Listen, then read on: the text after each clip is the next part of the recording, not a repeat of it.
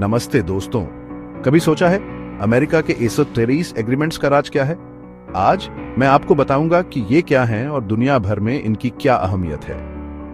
तो 133 एग्रीमेंट क्या होता है? यूएस एटॉमिक एनर्जी एक्ट 1956 के सेक्शन 130 के नाम पर ये एग्रीमेंट्स अमेरिका और उसके पार्टनर्स के बीच पीसफुल न्यूक्लियर कोऑपरेशन के लिए लीगली बाइंडिंग फ्रेमवर्क सेट करते हैं। मतलब अमेरिका जब भी न्यूक्लियर मटेरियल जैसे रिएक्टर फ्यूल या इक्विपमेंट जैसे न्यूक्लियर रिएक्टर्स एक्सपोर्ट करता है तो पहले 133 एग्रीमेंट होना जरूरी है।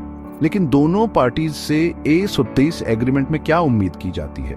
न्यूक्लियर कोऑपरेशन के अलावा इसका मेन मकसद है न्यूक्लियर नॉन प्रोलिफरेशन और सिक्योरिटी ऑब्जेक्टिव्स को आगे बढ़ाना। ये एग्रीमेंट्स नॉन प्रोलिफरेशन क्राइटेरिया रखते हैं जिससे international atomic energy agency IAEA safeguards और ट्रांसफर किए गए न्यूक्लियर मटेरियल्स की फिजिकल प्रोटेक्शन के लिए स्ट्रॉन्ग स्टैंडर्ड्स सुनिश्चित होते हैं। ये अमेरिका को न्यूक्लियर मटेरियल्स के रिट्रांसफर, एनरिचमेंट और रिप्रोसेसिंग पर कंसेंट राइट्स भी देते हैं ताकि ये न्यूक्लियर एक्सप्लोसिव डिवाइसेस या किसी मिलिट्री काम के लिए इस्तेमाल ना हो।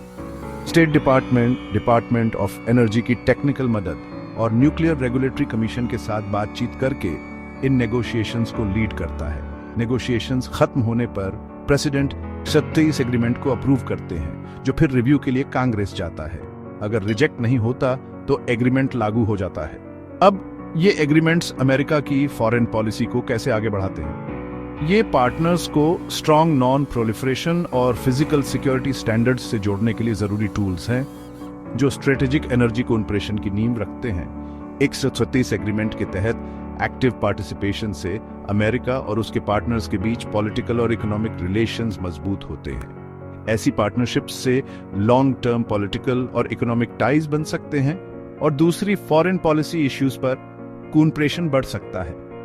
इसके अलावा ये ग्लोबल सिविल न्यूक्लियर मार्केट में अमेरिका की कमर्शियल कॉम्पिटिटिवनेस को भी बढ़ाते हैं। ये अमेरिकन कंपनीज के लिए न्यूक्लियर मटेरियल, इक्विपमेंट और रिएक्टर कंपोनेंट्स जैसे next gen small modular reactors और एडवांस्ड रिएक्टर्स एक्सपोर्ट करने के मौके खोलते हैं। इससे अमेरिका में अच्छी जॉब्स भी बनती है और ग्लोबल एनर्जी मार्केट्स में अमेरिका का इन्फ्लुएंस भी बढ़ता है। तो अमेरिका के पार्टनर्स को इसमें क्या फायदा है? अमेरिका के साथ 123 एग्रीमेंट दुनिया के सबसे एडवांस्ड और रिलायबल सिविल न्यूक्लियर सप्लायर्स में से एक तक पहुंच देता है जो strong international nuclear non proliferation और सिक्योरिटी स्टैंडर्ड्स के प्रति शेयर्ड कमिटमेंट दिखाता है। ऐसे एग्रीमेंट्स पार्टनर्स को अपने एनर्जी गोल्स जैसे एनर्जी सिक्योरिटी और डाइवर्सिफिकेशन हासिल करने में मदद करते हैं। ये सिर्फ कमर्शियल डील्स नहीं है, ये अमेरिका के कुछ सबसे स्ट्रेटेजिक पार्टनर्स के साथ फंडामेंटली पॉलिटिकल फ्रेमवर्क्स हैं। और भी 123 एग्रीमेंट्स न्यूक्लियर एनर्जी, साइंस और टेक्नोलॉजी पर बेहतर बायलैटरल कोऑपरेशन के लिए एक प्लेटफॉर्म देते हैं। 3 फरवरी 2025 तक अमेरिका के 39 देशों, IAEA और ताइवान के साथ 25 133 एग्रीमेंट्स हैं।